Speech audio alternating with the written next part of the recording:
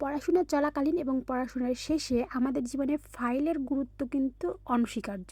তো নিজের মতো একটা ফাইল ডিআইওয়াই করার জন্য আমি এই জিনিসটা নিয়ে নিয়েছিলাম, যেটা আমার বাড়িতে পড়েই ছিল। আপনাদের কাছে না থাকলে একটা বানিয়েও নিতে পারেন।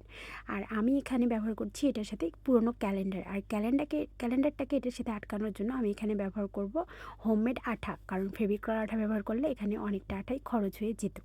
আর আমি কিভাবে এটাকে ক্যালেন্ডারের সাথে চিপকেছি সেটা আশা করি ভিডিও দেখে বুঝতে পারছেন। আর আমার পছন্দের এই কালারটা আনার জন্য এখানে আমি লাল, কালো, ব্রাউন আর গোলাপি এই 4টা কালার মিক্স করেছিলাম, তারপরে এই কালারটা এসেছে। আমি যেদিন এই ফাইলটা তৈরি করি তার পরদিনই আমার ভাইবা ছিল। তো আমি রাতেই আবার বসে গেছিলাম রঙটা শুকানোর পরে এটার উপরে আলপনা করতে।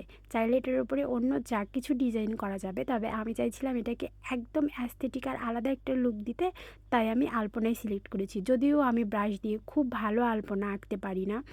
আর আমরা যখন কোনো প্রতিযোগিতামূলক পরীক্ষাতে যাই তখন আসলে নিজেকে আলাদাভাবে প্রেজেন্ট করা খুবই জরুরি। তো আমি চাইছিলাম যে আমার হাতে যে ফাইলটা থাকবে, শুধু এখানে না, আমি সবসময় চেষ্টা করি যে আমি যে জিনিসটা ব্যবহার করব সেটা যদি সবার থেকে একটু আলাদা দেখতে হয় তাহলে বেশ ভালো লাগে।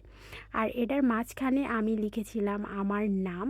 এখানে চাইলে যা খুশি তা লিখা যায়, তবে এখানে আমি আমার নামটাই লিখা চুজ করেছি, কারণ I just love my name. তো এখানে নামটা লেখা শেষ করার পরে আমি সাইড দিয়ে আবার একটু এরকম হালকা হালকা ডট দিয়ে দিয়েছিলাম। এটা কিন্তু ফাইনাল লুকটা অনেক সুন্দর এসেছিলো, আমার কাছে পার্সোনালি অনেক ভালো লেগেছে। আর এটার পেছনেও আমি এরকম কিছু আলপনা করে নিচ্ছিলাম। আমার ব্রাশটা বেশ মোটা, যার জন্য খুব একটা সূক্ষ্ম আলপনা করা সম্ভব হচ্ছিল না। আর এই হলো